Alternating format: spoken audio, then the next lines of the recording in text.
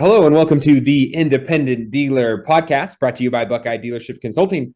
Another great installment of our How I Built This series with a friend close to me, good buddy, Nick Markosian up there in Northern Utah. Yeah, Salt Lake City guy, 5 locations, Jeff. Yeah. I had 2 recon facilities, 270 cars per month, 4,300 accounts, 100. Holy, that's a lot going on, man. Yeah. Nick is a go big guy. He has got a vision and it's really inspirational. It's been fun for me to be around him on the board and things like that because as he mentions in this episode, it's a lot of your crew. Who are your people? Who are your mentors? Who do you surround yourself with? Other dealers, smaller or bigger, that inspire you and can help you learn and be better. And so he shares a lot about that. It is a really, really great episode of a guy who's been to the bottom. He's been up, he's been to broke, and he's built it back up. So really just such a cool, inspirational story. And before we get into it, we want to make sure you guys are aware of our sponsors so that we don't have to break in during the interview. Passtime, great GPS provider. This is your time of year, guys. Make sure you're putting GPSs. Start 2023. GPS all your cars. If you're a retail lot, stick them in your retail cars. Keep yourself safe. Don't let stuff get stolen. Yeah, and also, Nick really went into to 20 groups and things like this, and Buckeye Dealership Consultant, huge supporter of the podcast, huge supporter of the industry. DPG groups. I'm in a DPG group. Some new folks people I really enjoy. I was on the phone with last night. I went over what's going on, texting my every day, talking about how can I get better? How can they get better? And it really starts with groups like this. And Buckeye is a place to go and see that, and also get your reinsurance. Absolutely. And last but not least, our guys at TaxMax, Tax Time guys. If you haven't signed up, get signed up now. Get training your staff so that you can file the tax returns in your office. Get your hands on that tax money first, and then you cut the remainder of the check off to the customer so that you're controlling that tax money before it's spent at the dealership down the street. Because it's going to get spent. It's going to get spent. So that is it for the ads and interrupting you guys. We're going to get into the podcast. You are listening to the Independent Dealer Podcast with hosts Luke Godwin and Jeff Watson. When I was a kid, I had a great uncle, and his name was Rick Warner. And he was a really well-known dealer in the area, a new car dealer. He had several locations. He was one of the largest new car dealers in the area. And I always just adored that guy. He was very athletic. He had a fused hip, but in spite of the fused hip, he was a really talented tennis player and athlete. And he just had this personality, this charisma. And he was so kind and generous to everybody. And I just loved the guy. And so that was kind of the start. But then I just absolutely loved cars from a very early age. I couldn't remember people's names when I was a kid, but I could remember the cars they drove. And I could tell you to this day, like what my Aunt Shell drove when I was a kid. And I could tell you every car she has owned since I was a kid, because I'm just a freaking Rain Man when it comes to that weird stuff. And so I just had a passion for cars. I really liked the car business. I loved going to car dealerships and seeing the salespeople dressed up and the smell of the showroom floor and the smell of the service shops. I don't know, man. Some people want to be astronauts or firemen. I wanted to be a car salesman for a very young age. Did you work for him? I did, yeah. Yeah, I used to go in when I was 17 and to the Nissan store because I knew people there because my parents bought some cars from the Nissan dealership. And I'd go there and bug the sales manager like every day. You need to hire me. I really want to come on board. Please hire. We're good. We're full, And finally he relented and let me come work for him. And like 3 months before I turned 18, I started coming in wearing a shirt and tie so I could talk to customers. Such a nerd. That's so you did that through your teenage years and then at what point how old were you when you decided, hey, I want to go off and do my own thing? Like I want to start my own car lot. Yeah. I want to kind of be the one in control. Yeah. So I moved up. I became a manager when I was 23. I was salesperson of the year when I was 20. And started thinking about having my own dealership at that time. And I moved up, and then they transferred me to another store, and I wasn't happy, and I thought I could do it way better, and just young hubris, and had to move to another company, and that's when I decided I wanted to open my own place. And I was only 25 years old when I opened my dealership. It was in 2000. Wow. And I did it with a partner. I was going to do it on my own, and it was just more of a, he was having lunch with me. He goes, "Hey man, can I do this with you?" And I was like, "Sure, why not?" It was very casual, didn't think through anything, just did it, And so I had a couple of rental houses at that time, and there was a local bank that was willing to, as the equity in the homes as collateral, to do a flooring line. And that's what we did. We took the equity out of our homes. We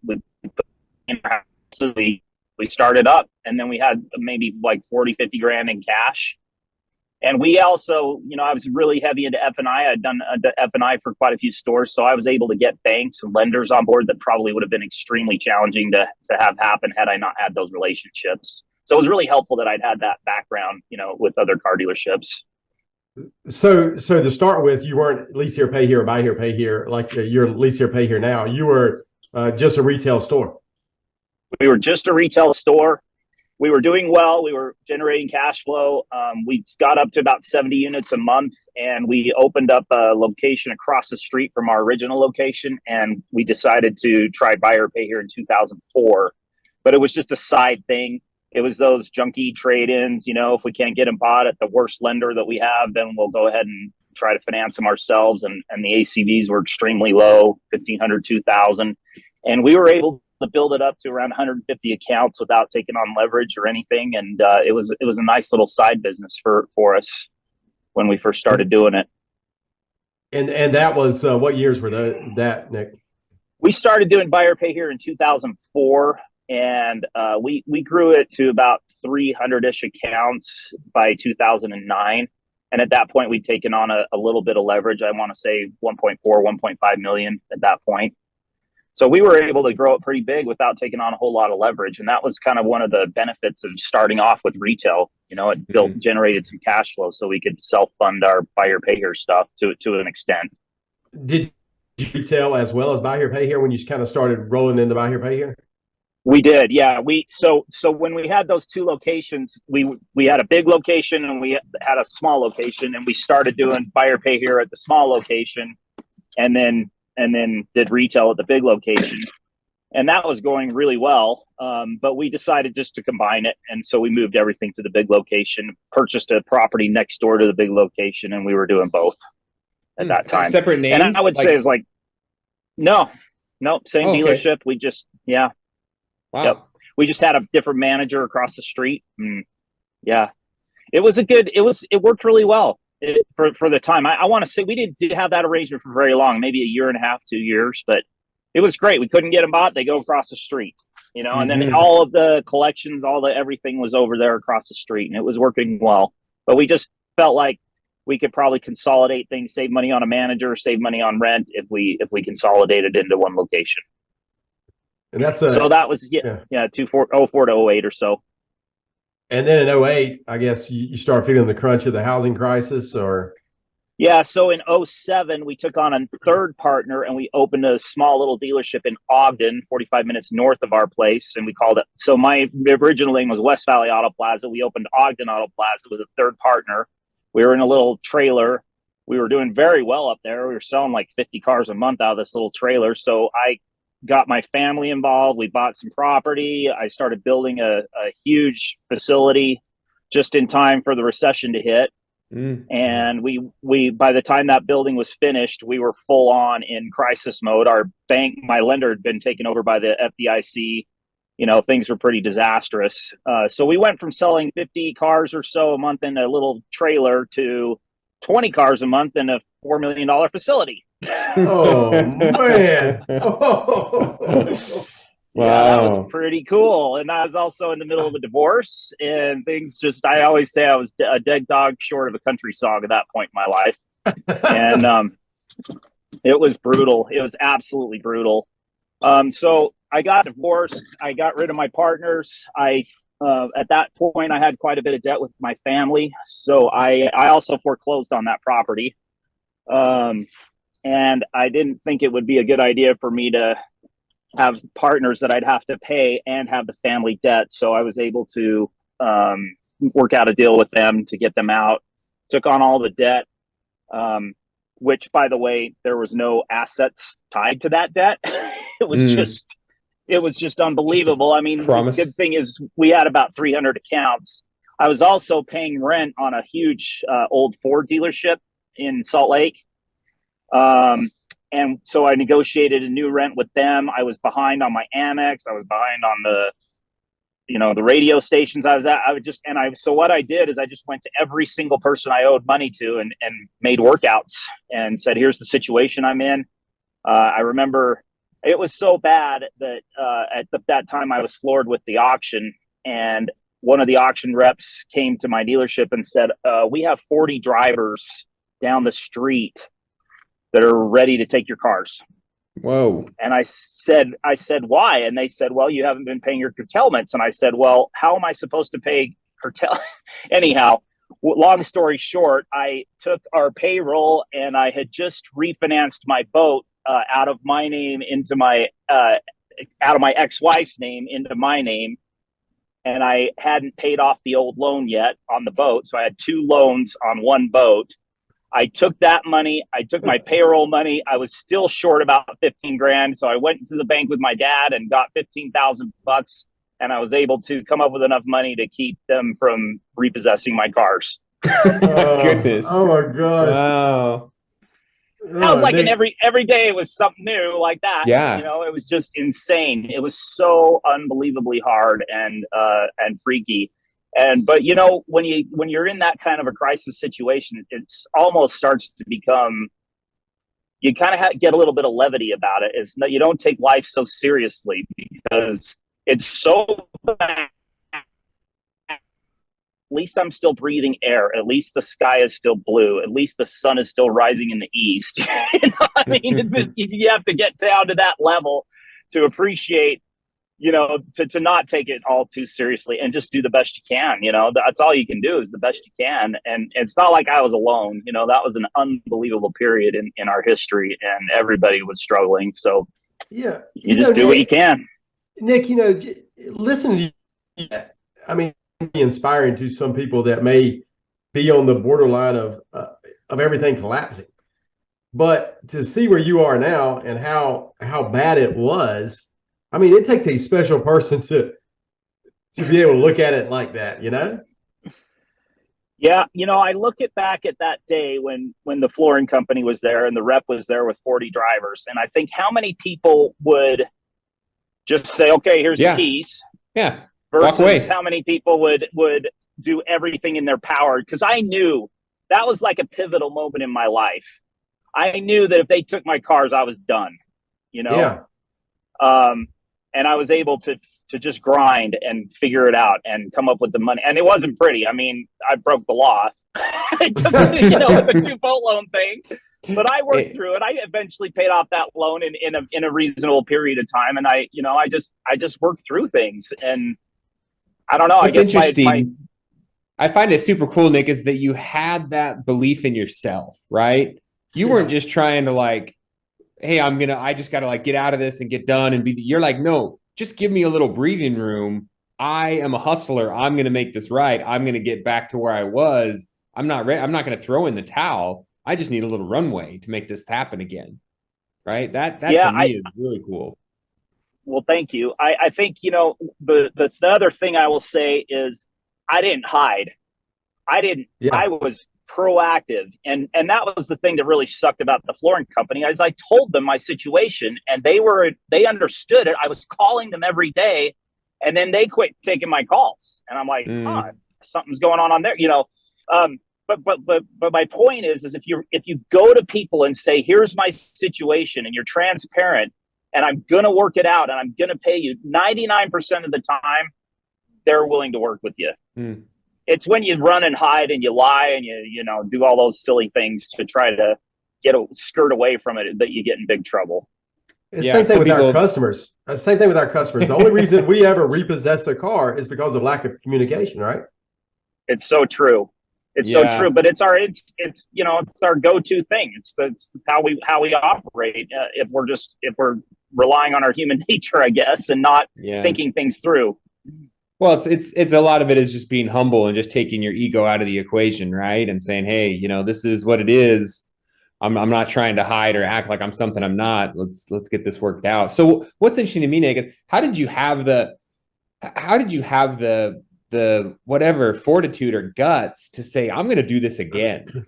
Like a lot of people would be like, oh man, it crashed. I don't have the stomach for this. Let me just pay everybody out. And I'm just going to go work at, a bank and just kind of be an employee from here on out. I don't want to do this entrepreneurship thing.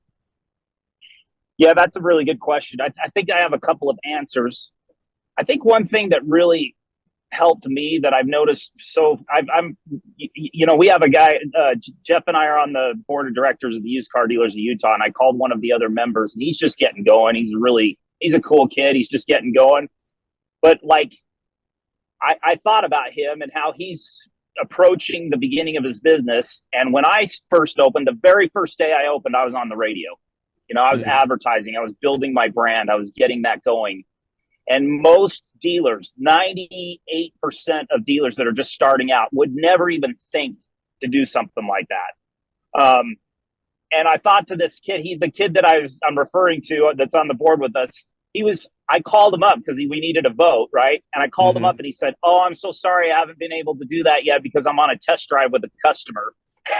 I just thought, yeah, that guy's going to be on a test drive with a customer 20 years from now.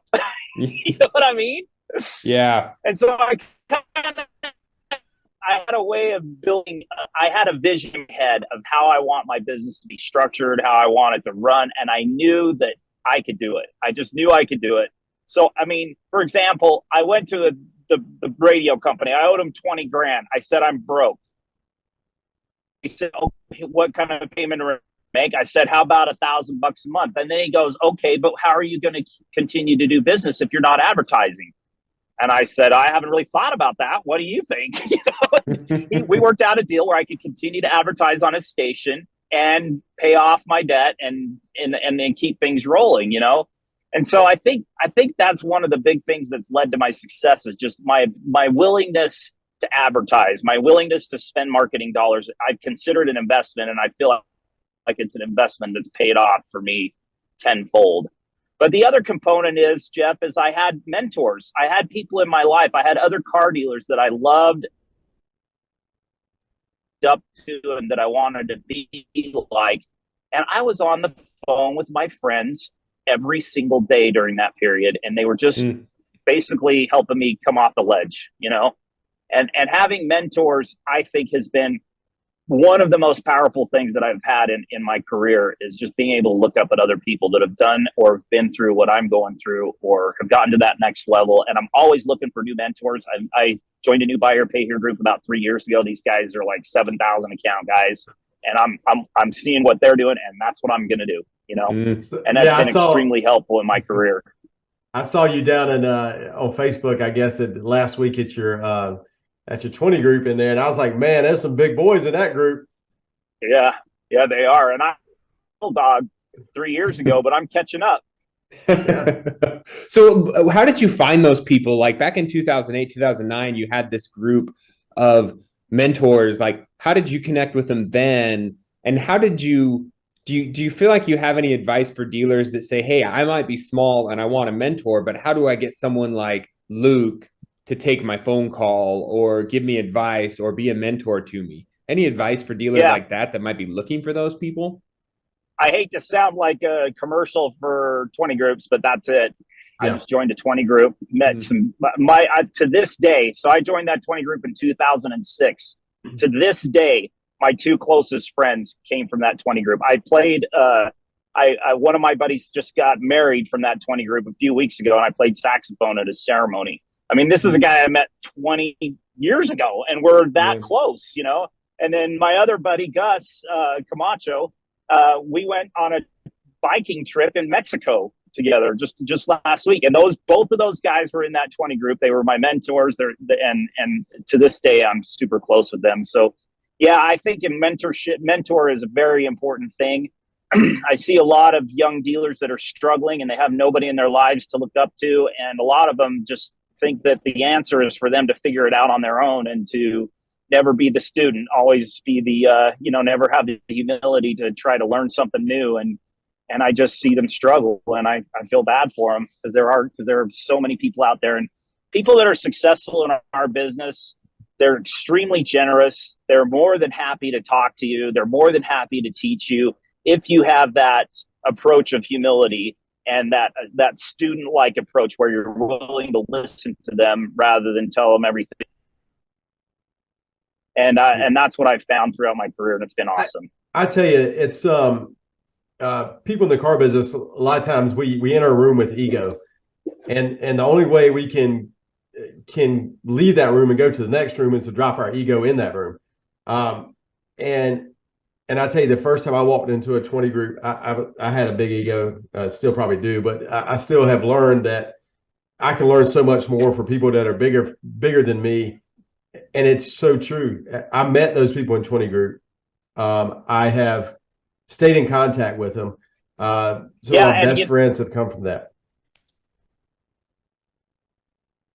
And you know what blows my mind is just how few dealers are in 20 groups. And like Jeff and I are on that board.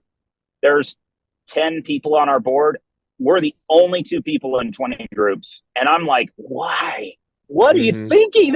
You can become there's got to be you got to be able to see a path. Yeah.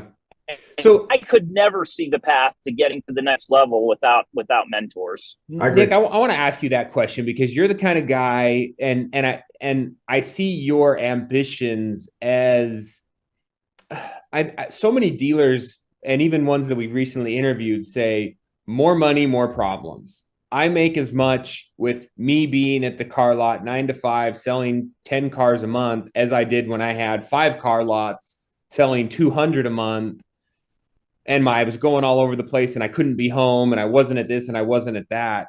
Talk to us about your lifestyle creep, your work-life balance, the fact that you have 5 locations and 200, how many ever 100 of employees and all these things. Is your life worse or better? That's a really good question. Regarding the 200 car a month guy that's making less selling 200 than he is, I agree with him. In the short term, that's absolutely true. You're going to make less money with more locations. Right now, all I'm dealing with is higher overhead and not very many more accounts than I had 6 months ago. You have to pay a price. There is a price to pay for growth. And in the short term, your overhead is not going to make sense because you haven't matured the accounts, you haven't built enough accounts to cover your operational expenses. So you have to be willing to stick it out. You have to believe in the model. I've had my struggles where I'm negative cash flow, I'm borrowing money, I'm constantly broke, and I'm like, what the hell am I doing? This working. And look at the model. And I remember a real pivotal time for me was 2018. I was opening broke and stressed. I hired a fractional CFO. He modeled out what it was going to look like for me based on my existing sales and everything. And I was like this close to being positive cash flow and for things to turn around. And it gave me the that I needed, the hope needed that things would turn around. And sure enough, boy, did it ever, especially when COVID hit, And so you got to believe in the model. And that goes back to mentorship, and to seeing how other people struggle through the negative cash flow portion of the growth story and buy here, pay here, and how they got through it, what they did. And, a lot of times it's just fake it till you make it, pretend like things are better than they really are, and I'm really good at creating that alternate universe. I love that.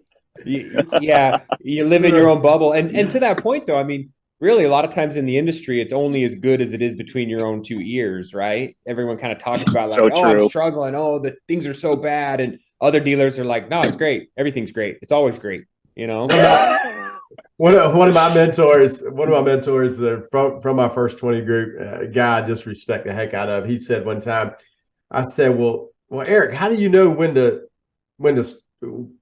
how many cars you need to buy and when to stop buying? He said, I don't know. I just keep buying. And,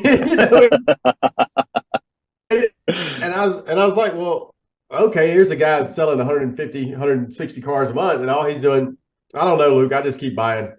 I guess it's just that, focus on getting it done, right?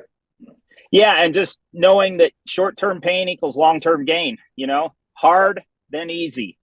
That you have to understand that, yes, it's going to be hard, but it's not forever. And once you get it going, it's easy. I mean, to answer Jeff's other question about my lifestyle, I have I've built a great leadership team, and I know how to delegate. And the way to delegate is to make your expectations extremely clear to your people, have them agree to those expectations, and then hold them accountable to those expectations.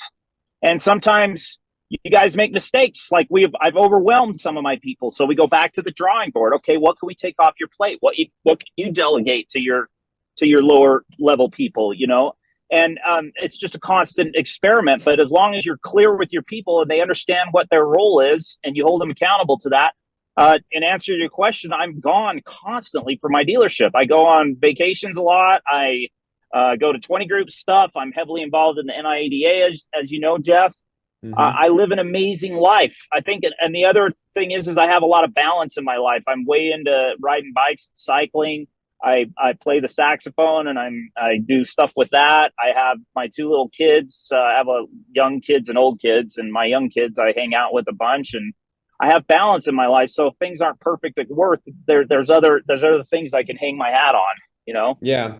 I think that's what so many people think, like, oh, if I get to 2 or 3 dealerships and I have 50 employees and I'm selling 200 cars a month, that I'm not going to ever see my family, and I'm not going to be home for dinner, and I'm not going to be able to be in these things. And I is that you're designing your own trap? Is that because you just didn't build it right? That's the paradox of growth. The paradox is the revenue, because you have so much more revenue, you can hire people to do stuff. So the irony is that it's easier. In a lot of ways, I can't even imagine having 4 or 5 employees and running a single car lot. That to me sounds like hell, because I still have to do a bunch of stuff. There's no way I want to do that again. You're the one dealing with the hot cases and everything else. And again, when you grow, yes, it is hard. Yes, on a P&L statement, it makes no sense because you've increased your overhead in the short term, and you've got the revenue of one store. It takes time. It's hard, but then it gets easy, and then you can start to then you have options. Do I want to grow, or do I want to pay off my debt? Do I want to open up a recon center and take my dealership to the next level and take on leverage in order to do that, and in the short term be hurting for the next couple of years, not hurting, but just tight? Or am I cool? Am I good? And how old am I? That's another big question. How old am I, and what do I want? What do I want out of my life? What do I want out of my business? And those are the questions that I asked myself right before I blew my company up again and opened up 2 new locations this year. You said, so I think that's a good testament too, to, like you said, Nick, you got with a fractional CFO and someone that knew the numbers and knew the industry well enough to model out what that looks like, based on my footprint, my desire, my retirement, my tolerance for risk. What's my optimal footprint here at my place? When do I become cash flow positive? Because I think a lot of us, sometimes we stop, we get scared or we plateau out and we never break through to the amount of sales or the amount of employees. We're too worried to hire that key guy, whereas we need to hire it and pay the money to get to that next level, or else we're going to be constantly stuck in this little stagnant, roundabout where we're the ones buying the cars and we're the ones dealing with hot cases and we're the ones not home with our family for dinner. And you're burned out and you're exhausted and you hate your business. And I don't ever want to have that kind of relationship with my business. I want to love my business, and I still do. And I delegate, get the stuff off my plate that I don't like, that other people are better at than me, so that I can enjoy my business. Because what's the point if you're not enjoying what you're doing? Why the hell are you doing it? And then going back to your point about being afraid, fear-based decisions are never good decisions. Decisions based on fear are something that I try to avoid all the time. And if I'm making decisions because I'm scared of something, it's the wrong decision. If you see the vision, if you see the potential of your business, don't let fear enter into that equation. There could be a whole host of other reasons why you don't grow. You're getting close to retirement age. You just don't want to take on the problems associated with growth, whatever. And that's fine, but don't let fear get in the way of your vision, and what you think the potential of your business is. Yeah. Man, that's good advice. I want to ask you that, Nick, then, well, what do you feel the potential is? And it sounds like you said you're kind of doubled down again back in the growth phase. So to kind of continue this journey through your life, you guys are, now at 5 locations, just opened up, I think 2 recently, maybe, in a service center that's about to open. Are you back on the offense? Do you see the lease here, pay here model, buy here, pay here model really kind of taking off again in the next 3, 4, 5 years? Or I do. There's not a whole lot of competition in Utah. There are no large dealers like me in the area. I mean, the second largest dealer in our area is half my size.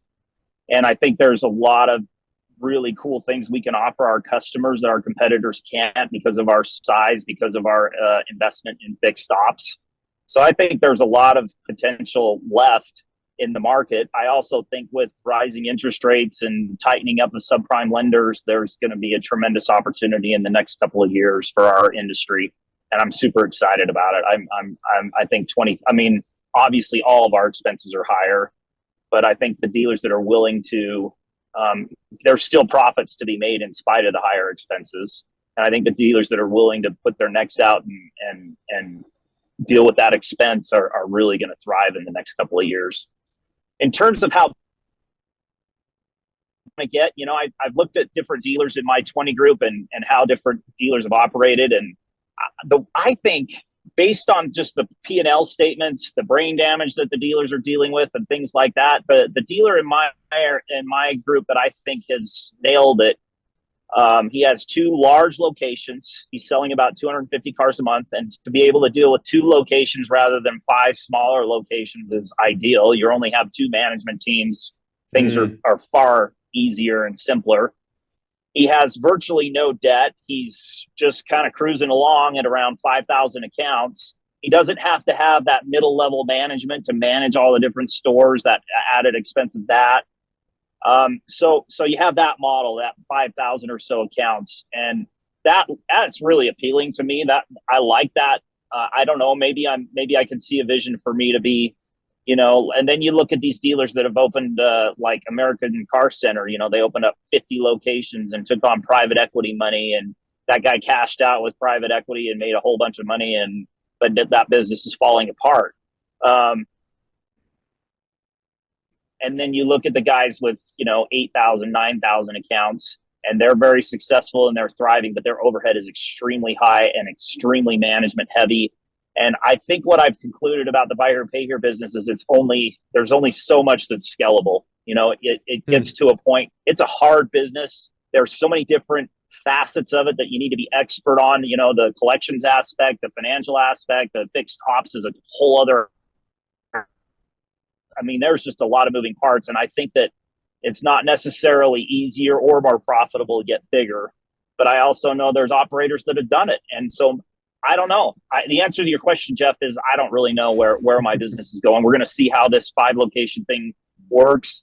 I know that I needed to open up another service center because we were outsourcing like $200,000 a month in repairs, and we weren't able to keep up. And so I know that building this reconditioning center is going to be a huge win for us. And even though it's a huge investment and it's making me nervous, all that $200,000 that I'm spending it at the other shops, I can bring in-house. So it's instant revenue, so I that's a kind of a no-brainer for me.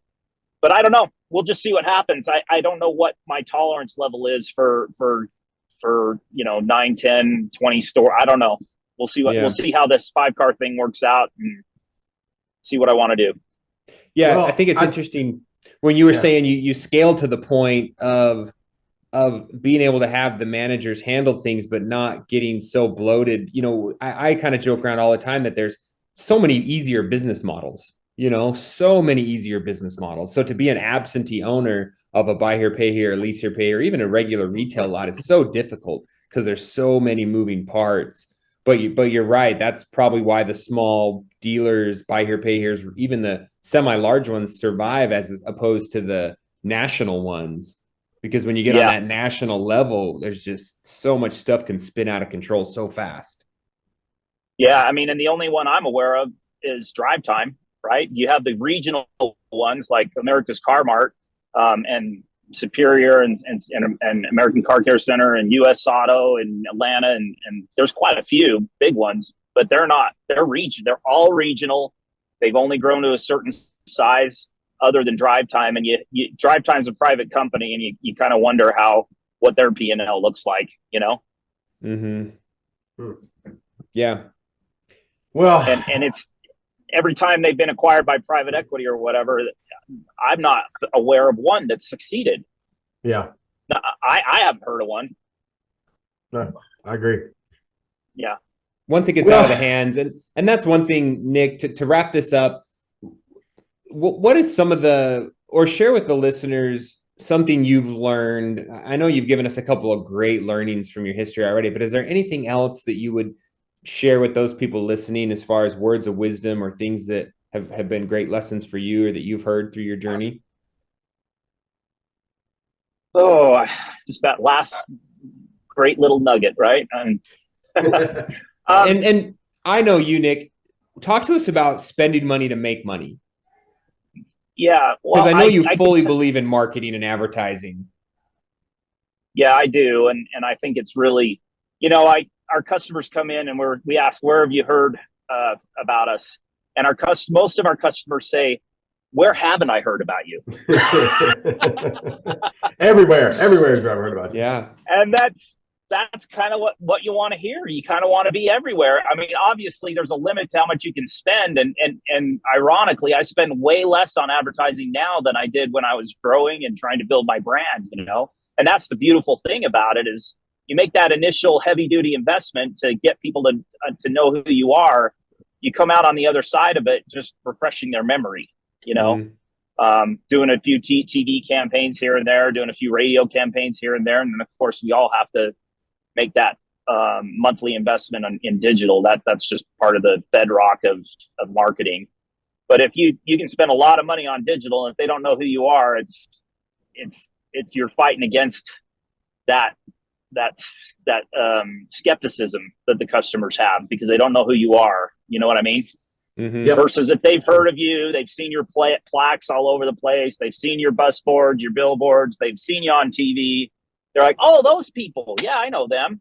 And that just builds instant credibility. And your leads go way up, the interest goes way up. But to answer your final question, I'm very generous with my employees. I took my employees to Cabo in the spring, a bunch of my employees.